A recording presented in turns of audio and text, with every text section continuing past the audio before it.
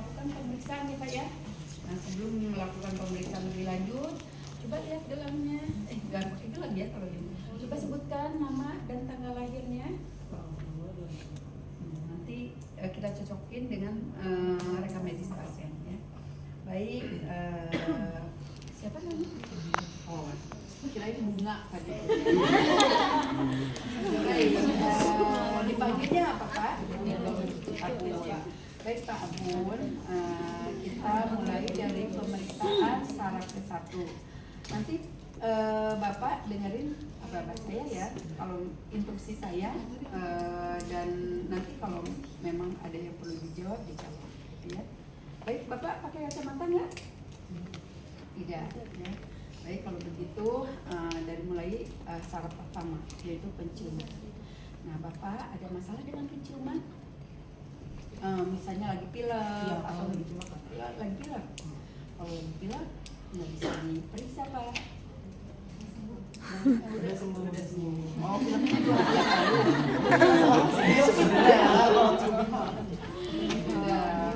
2 hari yang lalu ya Pak ya. Sekarang tolong supaya lebih sensasinya lebih ke cium, Bapak merem, terus tutup salah satu lubang hidung. Oke. Ya. Nanti saya akan memberikan bau-bauan ya Pak ya. Dan tolong sebutkan apa yang Bapak cium. Yuk, merem. Apa Pak? Kopi betul ya Pak. Pak sekali. Kalau ada cuma apa yang lainnya, kayu putih atau apa, pokoknya wangi-wangian yang semua orang tahu. Jangan diberikan misalnya jangan, tidak boleh yang merangsang atau yang menguap. Karena apa? Nanti bisa merangsang saraf kelima, trigeminus ya. Jadi nggak boleh diberikan yang merangsang. Ya. Jadi yang kayak jeruk, mungkin kayu putih, pada tahulah semuanya supaya tidak salah persepsi. Ya. Oke, yang sekarang satu lagi Pak, ditutup hidung yang satu lagi. Nah, Bapak cium lagi. Apa yang bikin? Kopi ya. Berarti udah bagus ya dua-duanya. Bapak bisa mencium kopi, bisa mencium tadi jeruk, dan juga kayu putih. Semuanya tepat ya. Baik, sekarang saya mau periksa saraf kedua, yaitu penglihatan. Nah, kalau di poliklinik ada senalencat, boleh pakai senalencat ya. Jadi lebih bagus gitu pakai senalencat. Kalau nggak ada, kita bisa melihat tulisan-tulisan yang ada di sekitar kita yang memang si pemeriksanya juga kebaca. Jangan saya nggak lihat itu misalnya, tapi dimintain pasiennya suruh nyebutin yang ya. Oke, misalnya, nah coba Bapak baca tulisan yang paling atas. Tuh, Pak. Kalau tidak ada tulisan, boleh apa nama yang ada di susternya ya. Ataupun jam misalnya, Bapak bisa lihat jam berapa sekarang. Nah, nggak ada lihat. Oke, misalnya ada jam. Terus kalau dia ada masalah dengan penglihatan, nggak bisa melihat dengan tulisan, maka bisa dengan jari. Bapak ini berapa? Ini. Oke. Kalau dengan jari juga nggak bisa, kita bisa dengan menggunakan lambaian tangan. Kelihatan nggak Pak? Kelihatan? Kalau nggak bisa juga dengan lambaian, yaitu dengan menggunakan apa? Senter, ya, pen light. Jadi dengan senter dia bisa melihat enggak cahaya, gitu. Ya itu berarti mengalami kebutaan. Oke, apa namanya, ketajaman penglihatan bagus ya, Bapak bisa baca. Di sini nggak ada, di sini ada. Oke, sekarang yang kedua adalah lapang pandang. Bapak tolong ditutup salah satu mata dengan telapak ya tangannya seperti itu. Nanti saya akan menggerakkan jari ini dan kapan Bapak melihat. Kalau sudah melihat jari saya, Bapak katakan iya. Tapi mata yang kanan melihat ke saya. Ya, jangan lihat jari saya. Oke, lihat ke depan. Nah, saya akan gerakan. Nah, posisi jari kita harus jaraknya sama antara saya dan dia. Kalau dia terlalu ke depan, terlalu dekat ke saya, pasti duluan si pasien yang ngelihat, atau kejauhan lebih ke pasien, saya yang duluan. Jadi harus di tengah-tengah ya. Oke, saya akan gerakan dan langsung katakan ya kalau sudah melihat jari saya. Ya. Udah. Ya, ulang lagi. Ya. Oke. Nah, itu. Nah, sekarang mata yang satunya tutup, kita pakai ini ya. Ya. Kita sama ya kayak tadi. Oke. Sekarang masih lihat ke saya. Oke. Nah, itu ya. Jadi kalau sama-sama melihat si pemeriksa dengan pasien secara bersamaan berarti normal ya, lapang pandangnya. Tapi bila pasien kita, si pemeriksa sudah melihat, pasien belum, dari jarak sini berarti dia ada anopsia ya, jadi tidak bisa melihat. Kalau lingkaran bulat separuhnya tidak bisa melihat. Nah, dengan begini. Tapi dengan begini dia si pemeriksa udah melihat, dia belum, berarti ada masalah. Nanti misalnya belum, terus akhirnya ke bawah, udah bawah banget baru lihat, berarti dia seperempatnya dari lingkaran itu dia nggak melihat ya. Jadi istilahnya kuadran anopsia ya, di seperempatnya gitu, tergantung dari mana dia melihatnya. Oke, yang tadi yang satu, sorry, kalau ada kelainan tidak mencium sama sekali, apa istilahnya? Anosmia. Jadi baik mau universal cuma satu maupun bilateral dua-duanya, itu namanya anosmia. Seperti kemarin waktu COVID ya, banyak yang tidak mencium gitu. Nah, anosmia. Kalau penciumannya kurang, namanya hiposmia ya, hiposmia. Jadi dia kurang penciumannya, itu bisa terjadi pada pasien yang lansia juga karena penurunan daya penciuman ya. Kalau hiperosmia biasanya terlalu peka mencium sesuatu, atau bisa juga disebabkan karena gangguan kejiwaan, psikiatri ya. Jadi dia mencium peka banget atau tidak ada sumber yang mengeluarkan aroma, tapi si pasiennya mencium ya, atau yang disebut dengan halusinasi olfaktori ya. Jadi dia nggak ada sumber tapi dia mencium ya. Terus ada lagi yang diberikan kayu putih, keciumnya bawang goreng. Itu kalau ya ada sesuatu, ada lesi atau apa di otaknya. Nah, seperti itu ya. Itu ke abnormalnya harus tahu gitu. Ini disebut apa, ini disebut apa ya. Baik, kita lanjutkan ke yang dua tadi.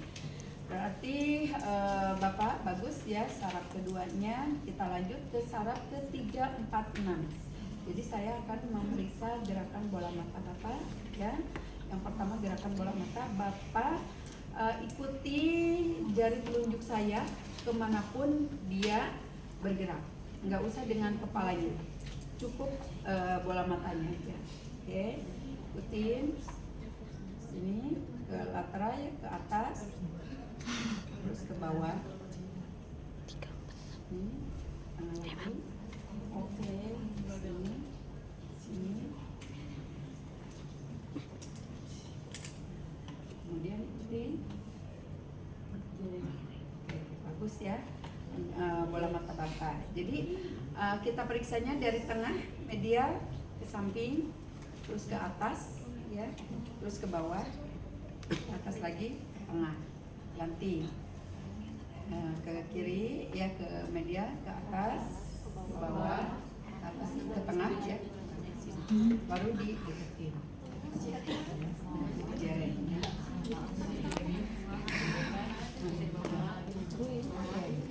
Nah itu gerakan bola mata. Nah sekarang kelopak mata.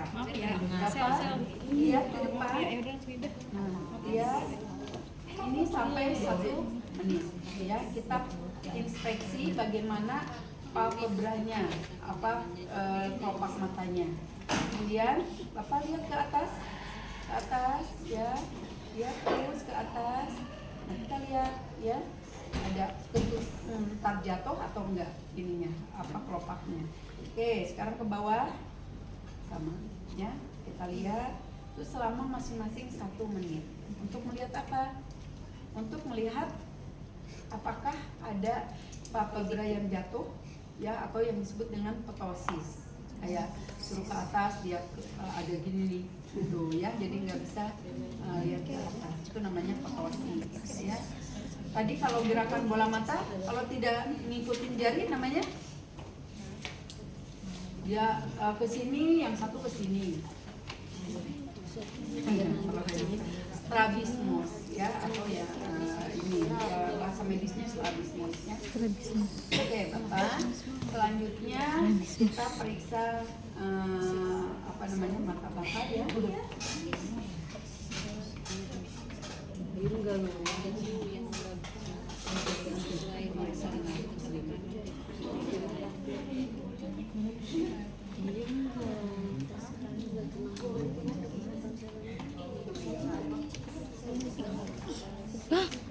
Tidur.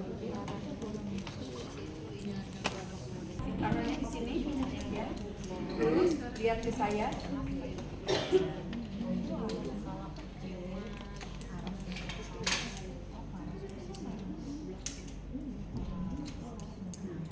Dengan posisi dari baterai tidak boleh langsung dari sini, dari depan ke sana. Jadi nggak kelihatan mengecil atau membesarnya ya, miosis midriasisnya. Jadi dari bawah boleh ke atas atau dari samping ke tengahnya, ke pubianya. Jadi kelihatan midriasis maupun miosisnya. Nah, refleks berarti ada refleks cahaya atau refleks pupianya positif ya. Oke, Bapak. Sekarang selanjutnya saya akan periksa nervus kelima ya, yaitu kekuatan mengunyah ya, mengunyah ini. Bapak nanti tolong atukan giginya seperti orang lagi mengunyah. Kita pegang di masseternya, musculus masseternya, itu berasa ada kontraksi ya. Dan kita periksa juga di temporalis ya, tapi positif ya, ada kontraksi. Nah kalau misalnya berasa lemah salah satu sisi, berarti ada masalah di nervus limanya, trigeminus. Nah sekarang berikutnya ya Pak ya, saya akan periksa sensasi, yaitu ada raba, nyeri, dan juga suhu.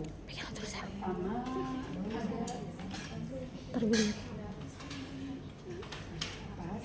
saya akan sentuh Bapak merem biar bisa merasakan ya, antara pipi kiri dan kanan sama enggak?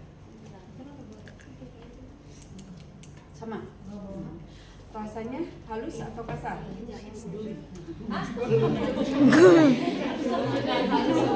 Halus. Bisa pakai yang kasar, bisa ya. Baik. Jadi udah bagus. Sekarang berikutnya.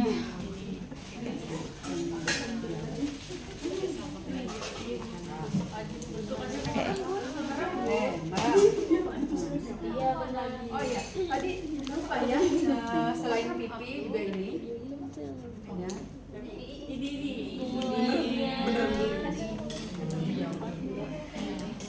Sekarang juga nggak ditusuk ini. Rasakan. Berasa? Rasa?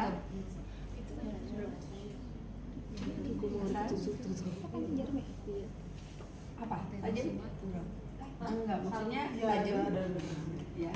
Jadi itu untuk pemeriksaan nyeri ya, merasakan tajam atau enggak gitu. Oke Bapak. berarti sama ya kiri kanan. Sekarang dengan suhu itu ya kita celupin ke air panas atau es ya, itu diperiksa gitu. Panas. Baik, berarti udah bagus ya Pak ya untuk apa sensasinya. Nah, sekarang saya akan pemeriksaan selanjutnya. Bapak lihat ke saya, lihat ke atas atau lihat ke atas. Nah, gitu. Itu pemeriksaan refleks kornea ya. Jadi disentuhkan ke bagian korneanya. Ada refleks mengedip atau enggak ya. Oke, Bapak, satu lagi pemeriksaan. Coba Bapak buka aja. Nggak usah ada semangat, buka. Nah, gitu. Kita inspeksi kalau ada stroke pasti agak mencong sedikit ya. Terus kita taruh di sini.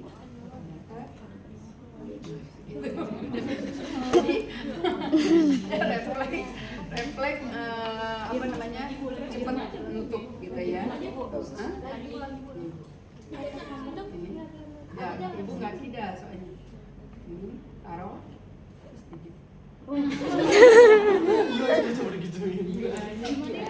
Itu refleks arahan ya. Baik, untuk level 5 bagus ya Pak ya semuanya. Sekarang masuk ke saraf kedua. Nah, coba Bapak senyum. Pada saat dia senyum kita perhatikan kiri kanan sudut bibirnya, lihat ya simetris atau enggak, atau agak turun ke bawah. Bapak coba mencucu, bersiul bisa? Nggak bisa. Ya mencucu aja ya. Terus kembukan pipinya.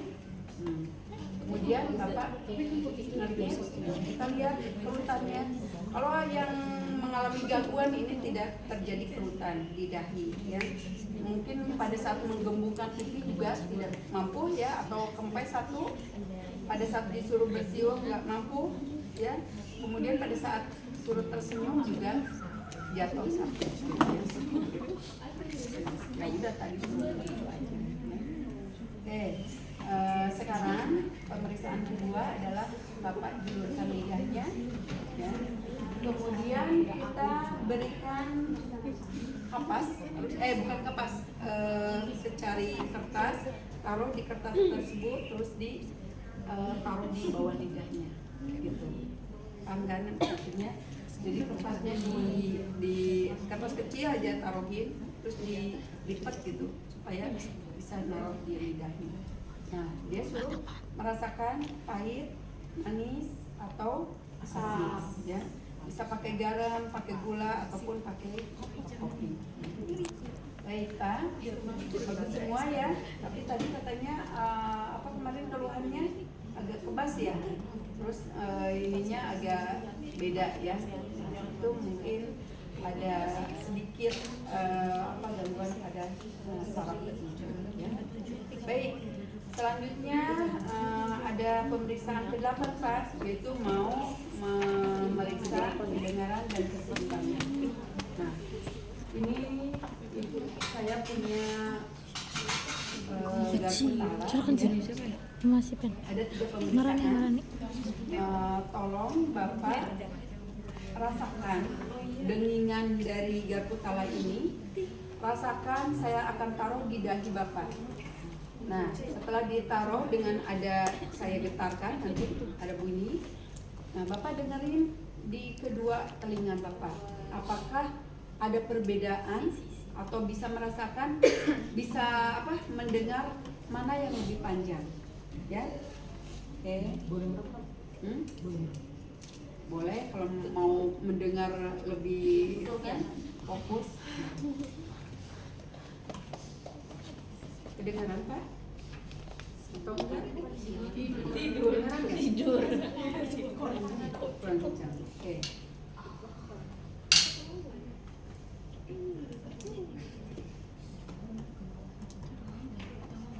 Bisa membedakan mana yang lebih panjang?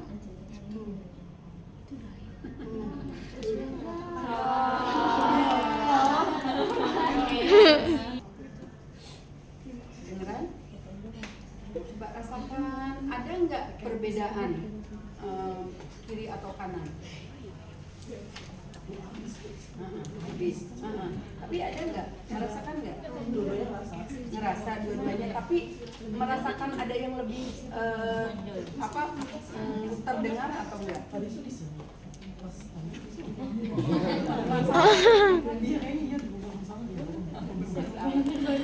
Kalau yang normal tes Weber itu namanya tes Weber ya. Jadi untuk mendengarkan rambatan atau rambatan tulang kiri dan kanan. Ya. Kalau yang normal dia tidak bisa membedakan mana yang lebih kenceng atau antara kiri dan kanan. Itu yang normal. Kalau misalnya dia mengalami kok yang kanan lebih panjang, ya, berarti dia mengalami early on. Yang kedua deh, soalnya bingung.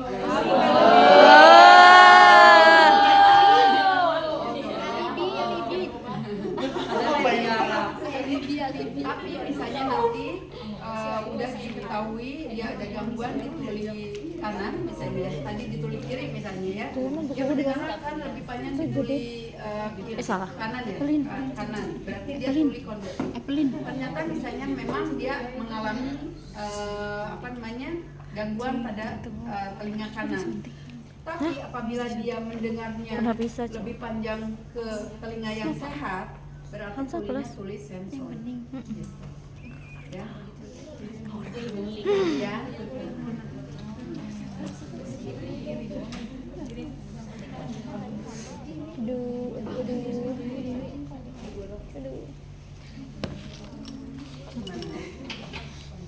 Emir.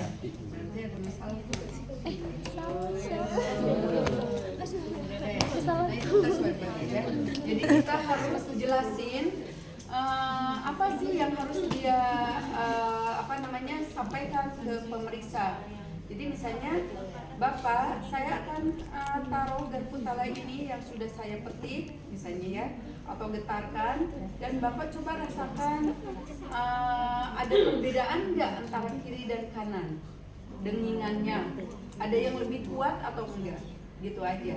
Nanti kalau dia bilang, sampaikan nggak bisa, sama aja, nggak bisa yang membedakan mana yang lebih kuat, berarti dia normal. Ya, itu Weber. Jadi Weber itu untuk memeriksa bukan keseimbangan, apa? Rambatan ya, antara rambatan tulang kiri dan telinga kiri dan telinga kanan. Nah yang kedua, Bapak, saya akan petik lagi ini sampai bunyi berdenging dan saya akan taruh di belakang telinga Bapak. Nah, kalau Bapak sudah tidak mendengar lagi bunyi dengingan di sini, Bapak bilang, Bapak acungkan tangan atau telapak tangan gini, atau bilang iya, tidak, ya, boleh bilang tidak, boleh gini, ya. Kalau sudah tidak mendengar, oke. Dan dan saya nanti akan pindahkan ke depan. Ke depan, Bapak misalnya dengar lagi, ya dengar. Misalnya di sini, ya di sini udah nggak mendengar begini. Terus saya pindahin ke sini, Bapak mendengar turunkan. Ya, tapi kalau tidak mendengar tetap aja begini. Oke.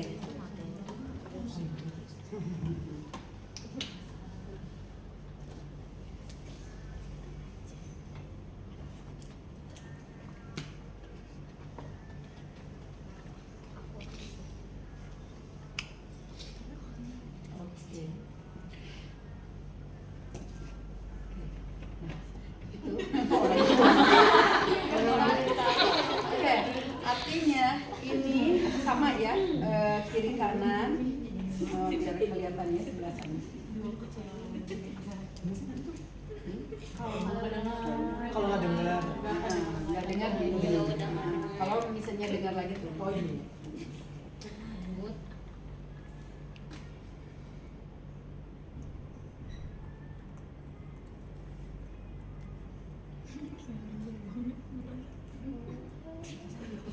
Lama banget.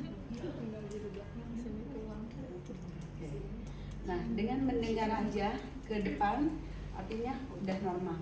Jadi Rine, ini tadi pemeriksaan Rine itu untuk melihat perbedaan hantaran antara tulang, ya, hantaran tulang dan udara. Mana yang lebih kuat? Yang normal adalah hantaran udara lebih kuat, ya. Jadi kalau cara pemeriksaannya makanya tadi ditaruh di belakang telinga, di tulang mastoid di sini. Kalau dia sudah tidak mendengar, kemudian kita pindahkan ke sini, dia mendengar, berarti dia normal. Karena hantaran udara lebih lebih panjang daripada hantaran tulang gitu. Ini nanti dari sini ya mastoid, terus pindahin ke lubang itu meatus externus ya. Jadi lubang di telinga luar. Oke. Bagus ya Pak ya pemeriksaan yang kedua. Sekarang pemeriksaan ketiga. Saya akan taruh di belakang telinga Bapak. Kalau sudah tidak mendengar, kamu bisa ya.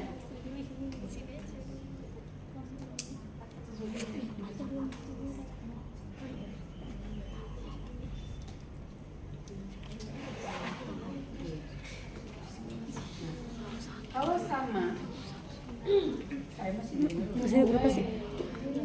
Oh, Coba deh, saya deh, kawan deh. masih lama tuh tadi. Jadi ini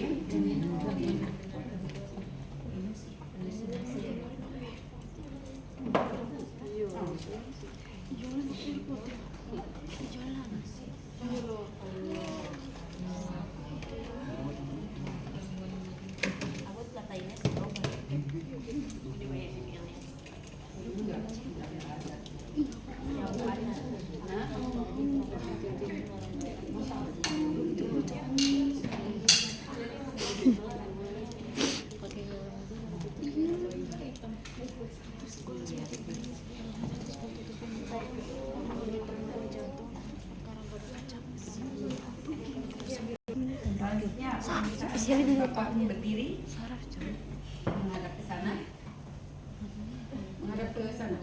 Nah, sekarang jalan di tempat selama 15 detik ya. Yuk, mulai.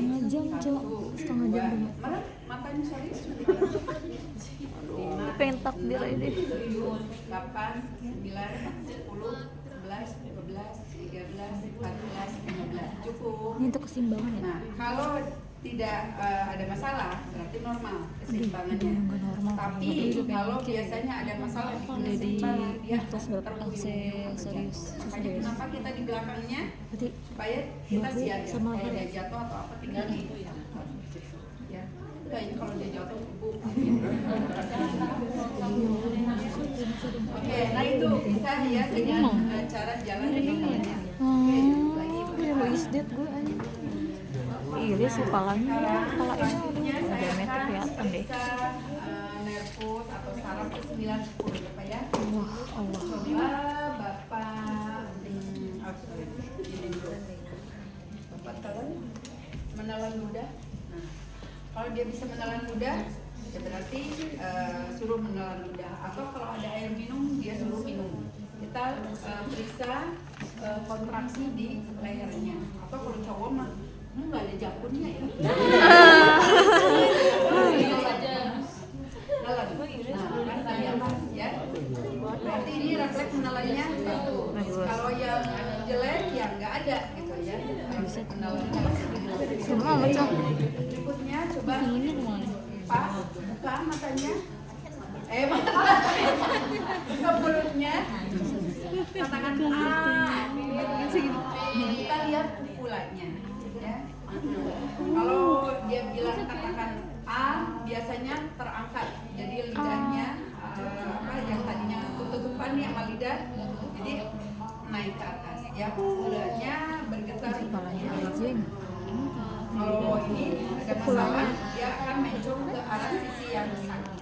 Ya. Kemudian berikutnya kita bukan?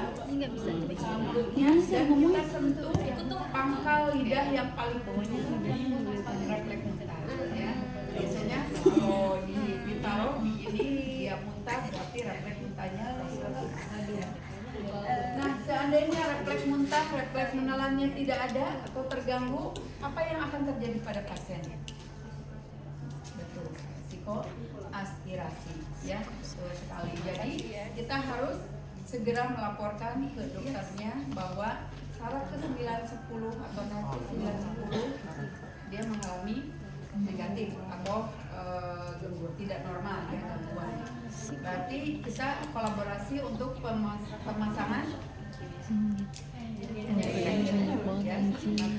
bayangin setengah jam dari setengah jam Baik Bapak, berikutnya pemeriksaan saraf ya.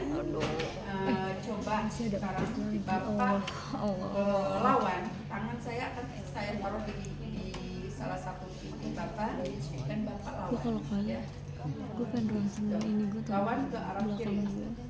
Kenapa ya kalau di gampang sakit sama entok Untuk ya meriksa juga itu sama encok bengkok bengkoknya tuh kayak gini itu berarti itu pekor jadi yang bikin gue bengkok banget ya kalau kita taruh dia bisa iya kuat, uji juga kayak gitu itu bagus. sakit anjir Karena lama biasanya orang seperti itu akan sakit ya berarti itu namanya pekor bego sini diem alpa lalu yang benar Bapak tidak kepala aja yang benar cok naikin ke bahunya. Ya. Jadi untuk melihat kekuatan trapesius. Jadi biasanya orang trapesius ini kan jatuh ini jatuh.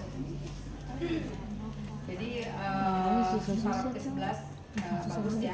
Apa udah sampai saraf ke-11 bagus ya. gue juga mungkin Baru tadi aja tidak tidur aja udah tidur nih saraf terakhir 12 juga dia bisa debat nih keluarin lidahnya. Dari sini kita inspeksi apakah lidahnya mencong ke arah yang sakit atau pendek ya. Panjang yang banyak Pak. Terus sekarang dorong pipi dengan lidah. Satu lagi. Putar-putar lidahnya. Ya. Nah, itu berarti bagus. Seandainya lidahnya mencong ke arah yang sakit atau pendek atau lemah pada sisi kanan, hasilnya akan mengalami apa? Enggak, disartria. Ngomongnya keok tadi ya. Oke, Bapak, sudah selesai pemeriksaannya. Bapak bagus ya, cuma tadi ada sedikit di saraf ke-8 ya Pak ya, kurang mendengar, bukan kurang mendengar, yang di sebelah kanan ya. Sebelah sono katanya banyak. Nanti Bapak bisa dikonsulkan sama dokternya ke Politeknik ya. Terima kasih Bapak, bisa melanjutkan duduk di sana nih itu masih ada grup lagi pemeriksaan 12 saraf kranial. oh my god. Oke, ada pertanyaan atau yang mau didiskusi? Kayak tadi juga periksa dikesiniin, sini, nggak ada suruh apa pasiennya. Pak, misalnya kemarin ya yang ujian, dia iniin, taruh di sini, udah. Terus kamu mau apa? Mau meriksa apa? Nggak ada yang dikonfirm ke pasien. Bisa dia sensori Makanya dia itu kayak misalkan kalau yang apa tuh bilang kan kalau misalnya udah nggak suaranya nggak akan nyapa gitu jadi kayak ngobrol dulu doang taruh sini ke depan. jadi kayak Terus ini maknanya maknanya takbir nggak sih pasti tanya pokoknya tahu tahapan. iya pasti ini nggak sih pasti Tahapan boleh terbalik. belum Kalian tahu kayaknya ini nggak sih untuk apa ya. kita yang sarap cok Misalnya Weber dulu boleh. sebenarnya gede Weber dulu boleh. dia paling dulu gitu orangnya Kemudian soalnya nggak mungkin semua orang kocokan kayaknya mungkin kocokan apa dua apa ya, tiga apa supaya tidak tercampur. Tadi gimana? Tadi lapang pandang maksudnya gue ketiga langsung istighfar ya Allah ya. Gerakan bola mata gue gelunding aja maksudnya dari ke nervus rantai dua. nomor plateatu Ya, jadi harus dilapang. Titik Ada pertanyaan? yang saraf 12 syarat kranial. itu udah